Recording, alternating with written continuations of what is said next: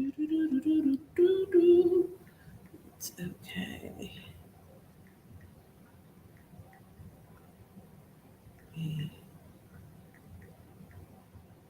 It's okay.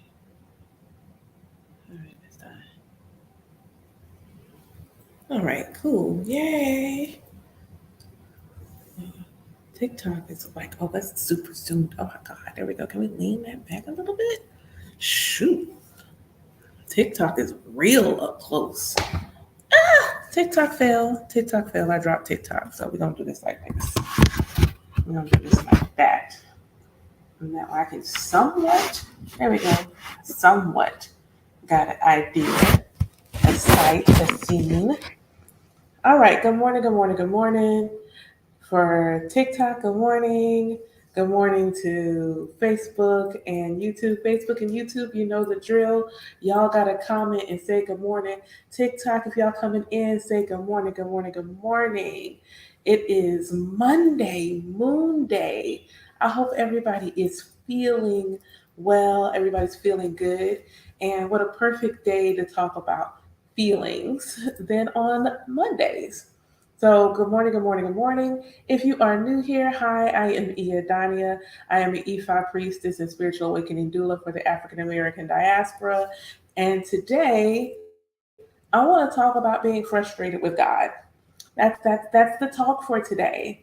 And I wanted to do this because I wanted sometimes for us to acknowledge that it's okay to feel those emotions. Thank y'all for the likes on TikTok first thing in the morning. So much love. Good morning. Good morning.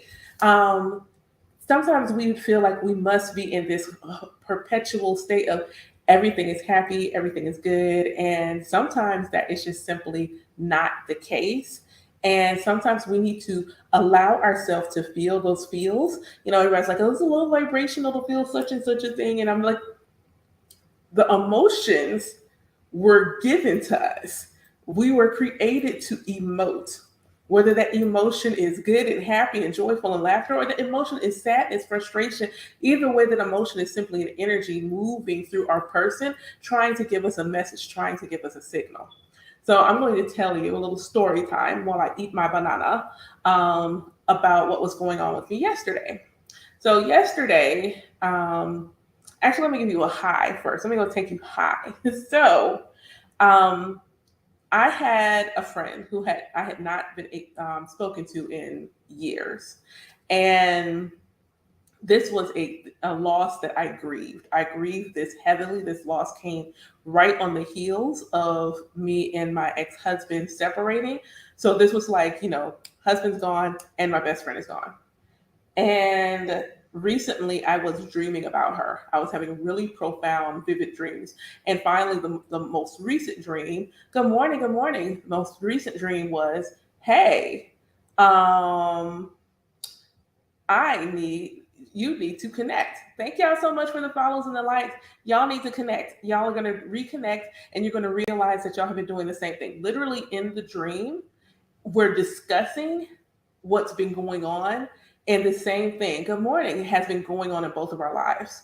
So I do what I'm supposed to do. I go to my altar like, yo, what's good? Why am I dreaming about her? Why am I dreaming about her? And what I received in my Odu was that obstacles were being removed and the road was open. And I was like, do you want me to, do I need to reconcile? And I got like the clearest yes. And I'm like, okay, bet. And so I reached out, nervous as heck. It's been almost 3 years. What in the world do I say? Awkward much? Like, you know, it felt like a whole, it really did feel like a hey, big head message. That's what it felt like. And I did what I was supposed to do. And so on Saturday, we were able to see each other. And when I say we had the most beautiful, beautiful, beautiful breakfast, we had the, well, brunch, I'm sorry, it's brunch. We had the most beautiful brunch. We had the most beautiful conversation. We had the most beautiful time. And it literally was just like my dream indicated. We had been having the same circumstances, just manifesting in different ways. And that realization that this was something we could not do together. We had to go on this journey separately. in order for us to come back together more whole, more nourished, more in alignment with ourselves. And it was just a beautiful experience. I wanted to do that one first before I got into the heavy stuff. So that's Saturday. Saturday, I'm having this whole thing, and I'm understanding that this is also for me healing my relationship with women and womb holders. And so this needed to happen. So now I go, and yesterday the messages kept coming like there's something lurking in your shadow. There's something you haven't addressed. There's something you're ignoring. There's something you're pushing to the side, and you need to address it. And so I'm trying to figure out this, but I'm also distracting myself. I'm watching TV. I'm having a good time. I'm laughing and thinking, but there's still something underneath. There's still something underneath the surface. And I'm just like, I'm not going to find it in the house. So I get up, get dressed. It's wet and rainy here. And I get up and get, Banana, you're not going to open? Wow. Get up, get dressed, and I go and ride. I turn the radio off because for me, driving is also a form of meditation. I will disappear driving the car. Don't worry, I'm safe. My conscious mind is still driving, but I can easily go and like leave my person while I'm driving. So I'm going and I'm driving, and what comes up is you're lonely. And I'm just like, ew, I don't want to. And that's one of those feelings I don't like to acknowledge. Like, it's easy for me to acknowledge when I'm sad. It's easy for me to acknowledge when I'm irritated. But loneliness is not the one that is easy for me to acknowledge. Mm-hmm, mm-hmm, mm-hmm. So I'm like, okay, I'm lonely. And so then I go get to the lake and I sit there. It's raining, all the water, and I just allow myself to let myself process this loneliness. And what I realized is that I didn't want to acknowledge my loneliness because I'm also acutely aware that I am never completely alone. So I am completely aware that I have a very significantly sized spiritual pantheon around me. When I get a divination done by a medium, the way they describe how I look to them is always like you are completely surrounded. So in my mind, in my ego, I'm like, how can I possibly feel lonely if all of this energy is always around me? And what floated through so nicely and so gently is it still doesn't negate the desire to have a human connection. You are as much divinely human as you are gloriously goddess. It is okay for you to desire human connection. It's okay for you to desire having someone to hang out with, having someone to spend time with. And for me, I'm the perpetual, someone pick up the phone, hey, I need dot dot dot dot dot. I'm there. If I can get there, if I can, if I don't have to do anything with my kids or anything like that, I'm going to go. I'm going to go.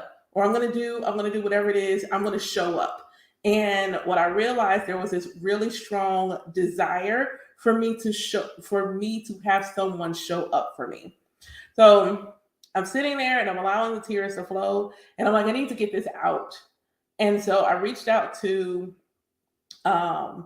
my partner and I'm like, hey, this is where I'm at. I left the house because something's going on, and this is where my mind is at. So I'm sending this message. And in the course of sending the message, I said, I don't want a meme. I don't want a GIF. Don't pat me on my head because that ain't what I want. I know that you're busy. I need to vent to a human. That's what I need. I needed the human connection. I need to vent to a human. And if you've got something you want to say it, but otherwise, don't pat me on my head. So in the course of this, I'm also articulating it verbally out loud. I'm like, look, God, this is where I'm at. I am frustrated. I feel like I have done dot, dot, dot, dot, dot. I'm doing on what is it, Lord? And I'm like, if you get it, like, can you just please give me a sign? And I was very specific. I said, I need this person to respond to my message in a butterfly. This is the sign that I want. Give me something that I can't miss. Within 5 seconds of me saying, have so-and-so respond, they responded. And the hilarity of it was they responded with a GIF. And I'm just like, And so I responded back, I'm like, dude, I literally just said, don't pat me on the head. But I also just said 5 seconds ago to God that if, God understood what I was feeling and that I wasn't okay. Hi, good morning. If God was understanding and that for you to text me. So I wasn't specific in how you should text me. So thanks for texting me and thanks for being a vessel for God. I also got, quote unquote, I won't say kidnapped, but one of my friends, after I sat at the lake for a little while, ended up taking a nap in the car at the lake, called me, like called me. I'm like, yo, what's up? And they're like, you don't sound good. Are you okay? And I'm like, I'm having a day. And he's like, well, where are you? And I'm like, I'm sitting at the lake close to my house. And so he ends up coming over. So he comes over and I'm like, okay, what's up? And he's like, get in the car. All right. So we just end up like he's got errands to run. So he basically picked me up to run his errand while he picked up his errands just to get me out, which is what I just needed that. And while we're out, we're in Walmart and I see this young lady and she has one of those badge reels, so it's about this big, about that big. That's how big it is. But I noticed that on her badge reel, she had a very small lilac butterfly. So not only did God give me one of my signs immediately, followed it up with the second thing that I said that I needed in order for me to feel like I'm still in alignment. I'm not off my path because I feel this way. Because sometimes that's what you need. Sometimes you need that reassurance that says, hey, even though I'm feeling this way, this isn't a sign that I'm off my path. This is just a sign. This is something else within me that I need to address that I'm not giving voice to. And it's okay.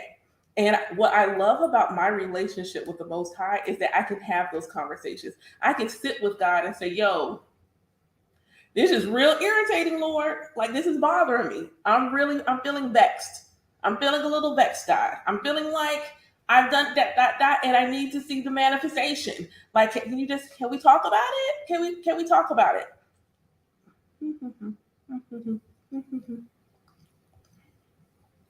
And God always comes through so gentle, so nurturing. And it's interesting because in that aspect of God that comes through is always the Divine Mother. The Divine Mother always comes through when I'm in that space that says, hey, I got you. I understand. I'm going to hold you and I got you. And I want y'all to understand that it's okay to feel the feels.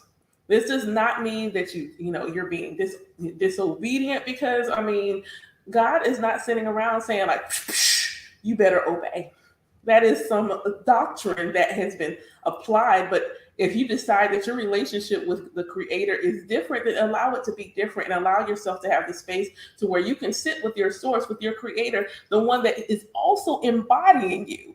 Like, you're literally walking around with source energy hanging out in your vessel. So why would the Creator feel some kind of way when God's sitting there feeling your feels? God is sitting there within you feeling your feels. So God just simply wants you to acknowledge the feeling. Simply acknowledge the feeling. Acknowledge how it is that you feel. Say it. Be honest. Don't hold it in, because what ends up happening is when we hold our emotions in, that is where our shadow starts to come from. When we start holding in our feelings, when we don't give our feelings voice, we don't let our feelings feel validated. This is when, thank y'all so much for the follows and the likes. This is when we no longer feel like we're valid, and that's what builds our shadow. Basically, we are making ourselves emotionally constipated. That's what we are. We have all these feelings building up. What happens when you're constipated? I know that is the most disgusting analogy, but it's the one that will make sense to you. You feel like you're constipated. You feel like you are full of all these feelings. And what happens to your physical body when that happens? You are uncomfortable. You don't feel well. Your stomach starts to hurt. So how can that manifest in other ways? For me, it would manifest like high blood pressure. For me, it would manifest like I can't sleep. For me, it would manifest like I have anxious anxiety. And then one day, though, those feelings are going to need to come out. One day, those feelings are going to need to be expressed. They can no longer be repressed. They must be expressed, because energy in motion, you're stifling the motion of the energy. Energy is like, look, you're either going to let me out willingly, or I'm just going to come out because I can't stay in here. I can't stay in here. You're not addressing what needs to be addressed.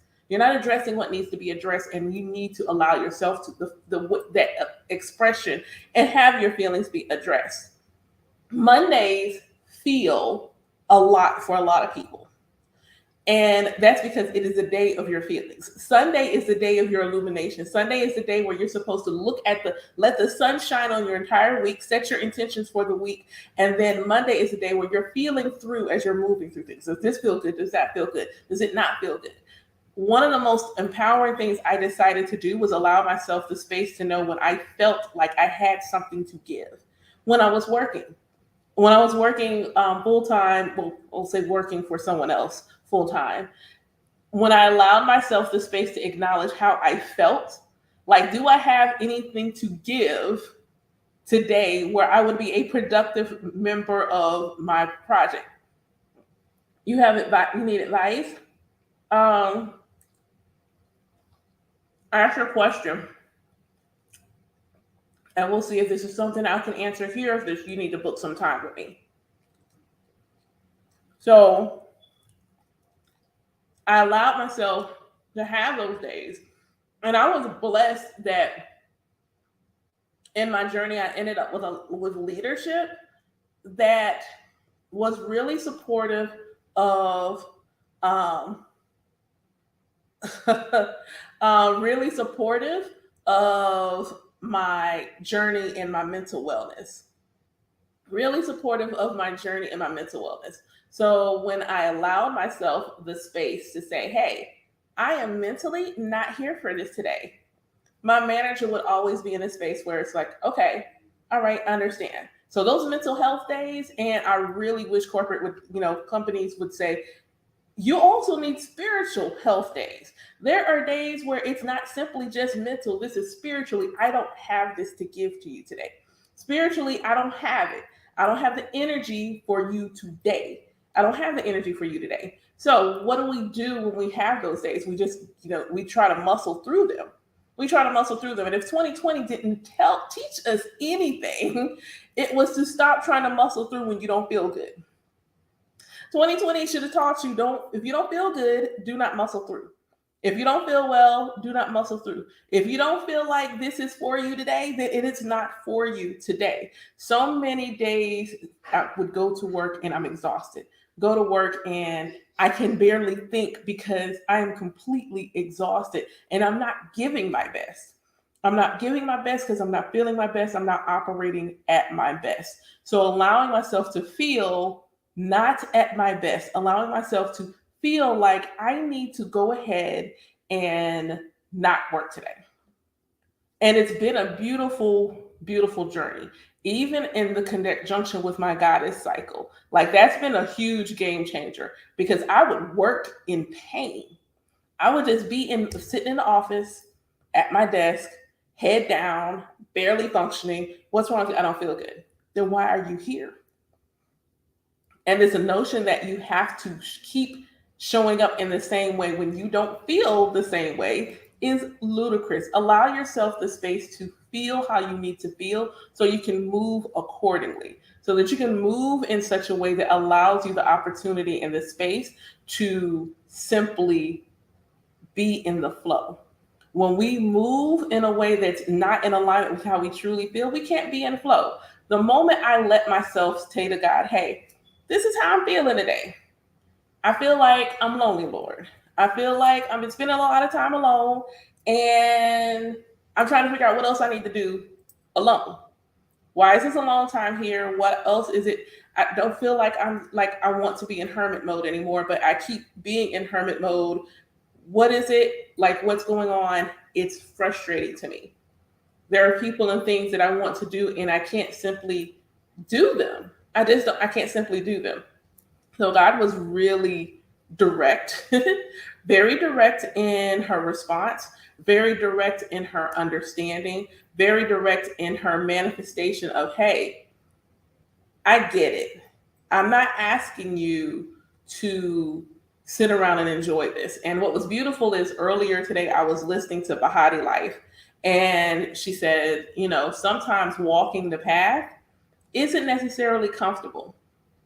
And for me, that's been one of those, like, I won't say walking my path has been this overwhelming. Like some people, they'll go on their conscious spiritual awakening journey, and they will feel like their whole world is in shambles.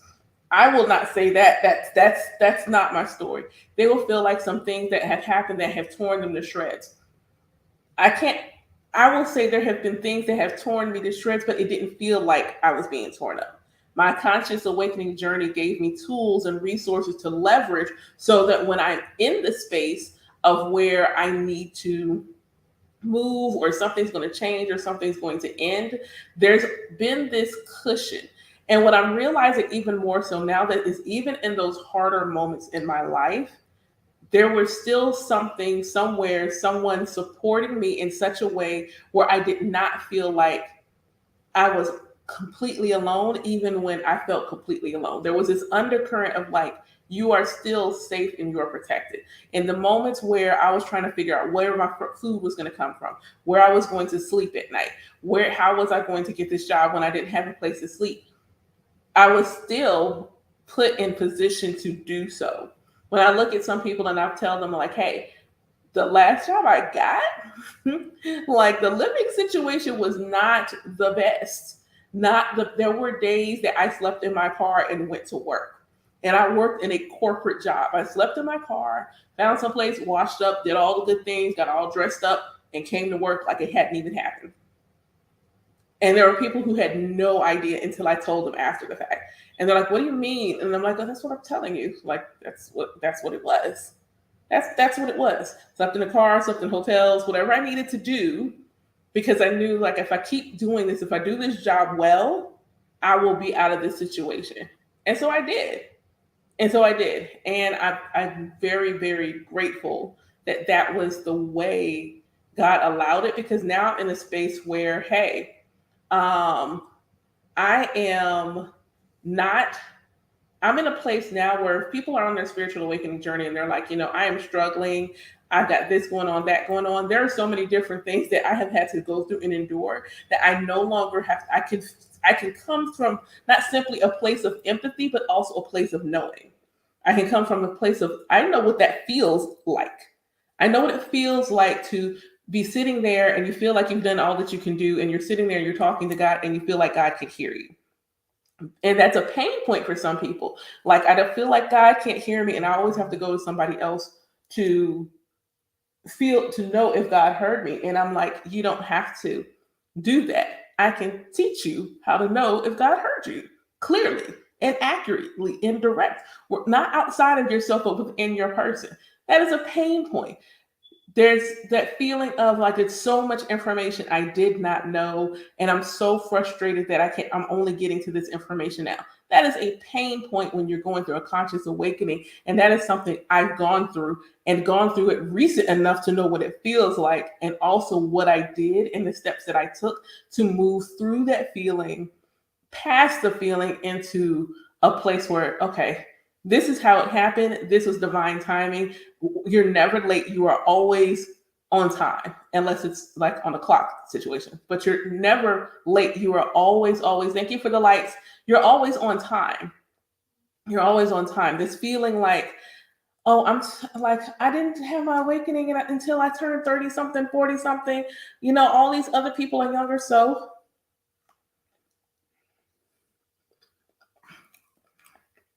irrelevant, does not matter. It does not compute. It's irrelevant. It was relevant to me though. I was like, God, you couldn't give me this information in my 20s? I sit now and I think about my younger self and what it would have been like for her to know in her 20s that she was a medium. I think about my younger self and what it would look like in my 20s if she knew that she could speak to God directly and God would answer. I think about my younger self and wonder what she would think about if she knew that she would stand on somebody's stage reading her poetry. I wonder what she would say, what that would do for her, how that would inspire and encourage her, how that would tell her to keep that she would feel like she's like the one, like that she was it, like she was like this powerful being. Like, what would that do for her? I was talking to somebody and when I was at the shop doing readings, and he was like, "Well, what do you think it would take for kids?" I said, "Kid, I pull both of my sons, actually, even my firstborn, but my sons that are still here, I pulled their birth chart. I pulled their birth chart. I calculated their numerology chart. Why? Because I know their life path number. I wanted to be able to know where their soul is trying to take them so that I know how to nourish and support them on their journey and make sure that they are constantly aligning to their higher self. Like, what is it? What's their life path number? What does that look like for them, and how can that I can support its manifestation in their life in a way that makes them feel happy, healthy, and whole? How can I support them in this? How can I support them based on their rising sign? I know that my youngest son is a Scorpio moon in the third house. Why is that relevant? Well, your moon is how you relate to your mother. Your moon sign is how you relate to your mom. And when I think about how he relates to me, the placement of his moon is in the house of the siblings. It's in the area of your birth chart that's related to your sisters or your brothers. So, how does my son relate to me? My youngest child comes to me, and he's only 5, but I can tell there's a part of him that both knows I'm mommy, but also relates to me like a big sister. Like, I don't actually have to listen to you. You are not the boss of me. I regularly have to tell my child that in this here lifetime, while you're in that vessel and I'm in this vessel, I am the older one. Your soul may actually be older than mine. And when you're able to communicate that to me, we'll talk about it. But right now, I'm the oldest, you're the youngest, and this is how this is going to go down. I am fully aware of that. My son is a Virgo rising. And so he is both like a little kid, messy, but also very particular about the mess. He's like a little like, okay, I got this mess, but if something else is a mess and he didn't make it, he got an issue with it. Like, it'll get this off me. I didn't do that. Much like the stereotype of a Virgo being like a neat freak. He's both messy and a neat freak at the same time. It is really odd to watch. His son is in his 12th house. The 12th house is the place of where it's a the house of your shadow, but it's also your house of the private things in your life. So my son is not one of those kids that's going to stand up in front of everybody just because you ask and have. He's not the shuck and jive kid. That's not who my son is. He's not going to shuck and jive for you. He's just not. When he's in his own element, he will then do the things. But if you go to my son like, hey son, will you sing such and such a thing? No. Oh, okay. Alrighty. But that's the way his sun shines. His sun is not meant to shine so that everybody's watching him. His sun is simply meant to shine for himself. So I have to learn how to honor that and honor these aspects of their personality. Whereas my other son, he is a Leo rising, but in his individual private self is that Virgo energy. And my son does not like to be wrong. He does not like to be wrong. It is frustrating for him. And having 2 children on the spectrum, so the other one who's also, he's on the spectrum and it manifests in a much more pronounced way. He doesn't like to be wrong. I feel like right now he's at the point in this journey now where he's a little bit more aware that he has a speech delay. I think he's aware of it, even though he can't necessarily communicate it to me that he's aware. I think he's aware of it because it frustrates him when he is not understood and where people don't understand him. And he's also exceptionally joyful when he is understood. I make sure that when we understand each other, there is so much singing and dancing and everything else. Like, hey, I got it. You understood me. I understood you, so that he understands that. And the feelings that I have around having 2 special needs children, I also had to sit with God with that. I had to sit there and like, yo, did I do something wrong? Is this because I had children later in life? Like, did I do something to cause this to happen? Like, why do my children have to go through this? Is this something that I did? And it's like, no. No and yes. And what I did was allowed myself to be gentle with non-neurotypical people. I've always been that way. I had a god brother who had cerebral palsy. I didn't I didn't treat him any different. I had friends that I had a boyfriend who had a disability. In fact, I have like when I look back, I have crushed on and or loved multiple men who had some sort of disability, whether it is visible or non-visible. And so for me, when I sat and looked at that, who else would choose me to be their mother than children who knew that this was going to be a challenge in their life? They would choose a mother that would already know, okay, who would have that empathy, who would be able to nurture and care for them and not feel like I wanted to get rid of my kids simply because they weren't neurotypical. That's why I have them. That's why I have them. It's one of those, like, strongest battles, yada yada yada. I was like, look, God, I don't know. I had that. I don't know. I don't know that you got the right one, Lord. This is a lot. This is a lot. It's still a lot. My sons are only 7 and 5. This is still a lot, and they're homeschooled. It is still very much a lot. But God regularly reminds me that I'm the right one. Regularly reminds me I am the one that's going to be able to speak fierce protection over my children. I am the one that is going to advocate for them in a way that needs to be done. Like, you're just not going to do certain things when it comes to my kids. I don't honestly care who you are. I had to have a really hard conversation with my own mom, because my mom, she doesn't mean anything by it. She'll be playing around or something, and she would say to them, if you don't give me a hug, I'm gonna, punch you, whatever. And she's playing. She's genuinely playing. But I had never had a conversation with my mother about my own wounds and trauma about being assaulted. So I had to sit there because it was triggering me. Every time she said it, I would get so antsy and so upset. And I finally had to go and say, hey, you can't say that to my sons. And this is why. And I don't know how to put into words, unless you've gone through it, how challenging a conversation that is to go to your parent when you know they don't mean anything by it, but you still need to say and set a boundary, like, you can't talk to my kids that way. You can't say that to them.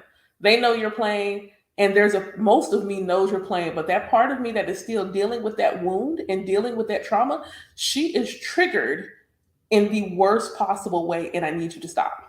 I need you to stop.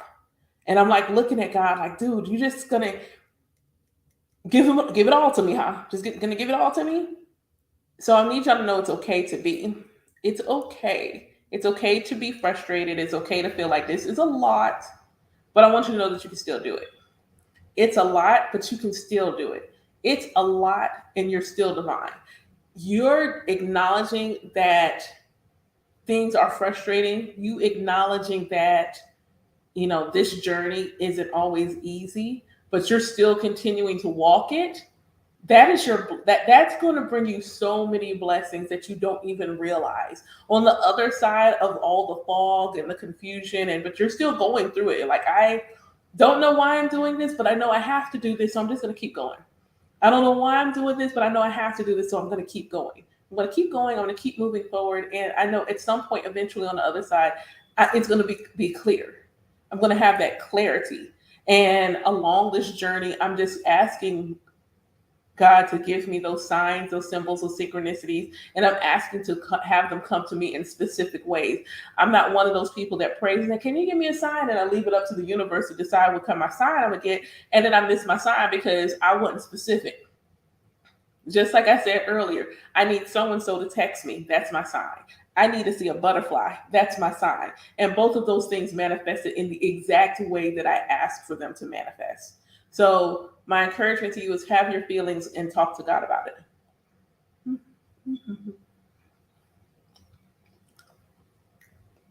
Be honest with your creator. God is the divine, the universe, the most high, Olodumare, whatever nomenclature, talk. No one else needs to have that conversation. This is a you and God situation. Talk. Ask for the support. Ask for the clarity. Ask for the wisdom. and ask for the sacred space to emote. If you don't have a friend and physical, a family and physical that you can emote to, then emote to your spiritual team and tell them to hold you as they do that. I've had some of the most healing moments in front of my altar simply just sobbing. Simply just sobbing. And sometimes it's not a matter of me being sad. Sometimes it is the revelation of the truth that I know in my being that is so overwhelming. The only thing I can do is cry.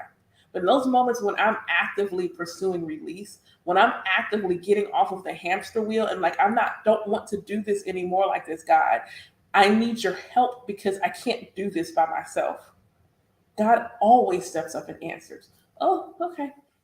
So allow yourself the space to feel, be honest about your feelings, and then go to God with it. And like, okay, look, big homie, sis, creator, whatever. Can we talk about it? And then ask for your sign. Are we good on this? Are we good? Ask for your sign. Ask for it clear. Ask for it direct, and know that you'll get your answer.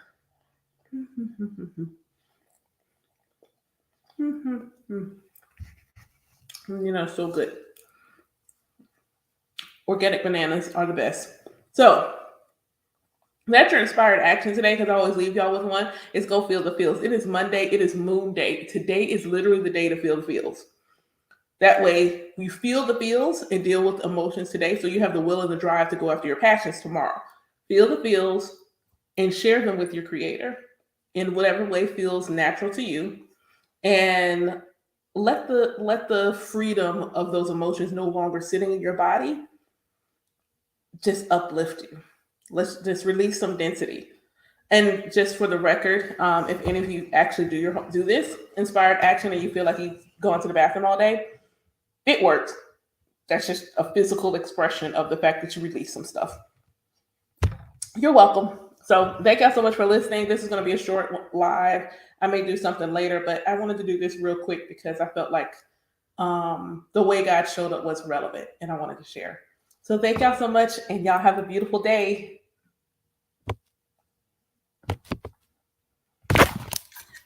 Oh, okay.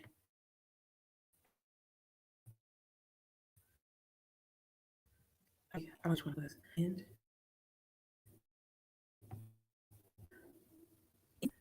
why do you always like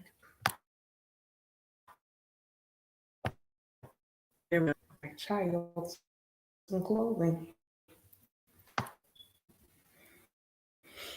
Mm-hmm.